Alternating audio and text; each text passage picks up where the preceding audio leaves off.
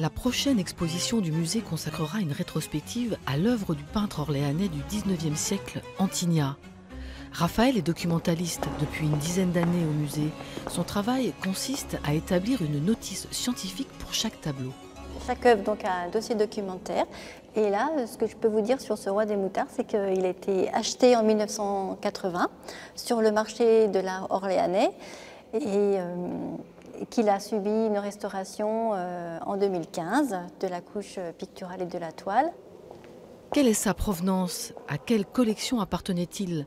L'enquête ne fait que commencer. Et si les recherches peuvent parfois s'avérer vaines, elles sont toujours palpitantes. Il y a très peu d'études sur Antigna pour le moment. Donc il y a notre catalogue de l'exposition de 1978 et puis le livre de Monsieur Jamais. Voilà. Et puis donc le futur catalogue de l'exposition. Et c'est pas un peu frustrant quand on ne trouve rien? Non, l'intérêt c'est la recherche. Renommé au 19e siècle, Antigna a produit une œuvre aujourd'hui disséminée à travers le monde. Olivia Voisin, la conservatrice, mène l'enquête depuis son arrivée à la tête du musée pour localiser des tableaux du peintre orléanais. C'est une grande entreprise, notamment pour un artiste qui, comme Antigna, n'a pas eu de grande exposition, en tout cas pas récemment, puisque la dernière remonte à 1978.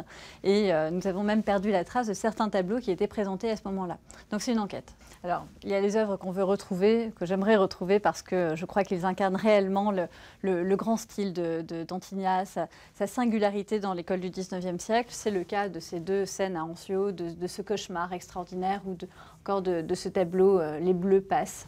Vous avez des pistes?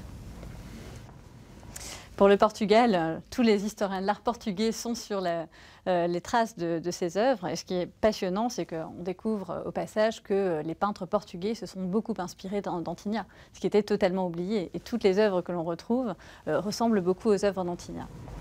Et parfois, il y a un miracle, comme cette inspiration que le musée a pu acquérir pour 1 800 €.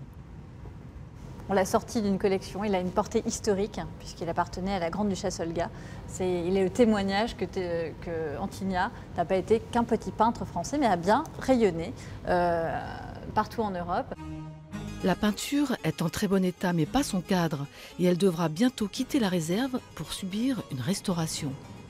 Demain, nous partirons à la rencontre d'une restauratrice que le musée s'enorgueillit d'avoir volée au Louvre.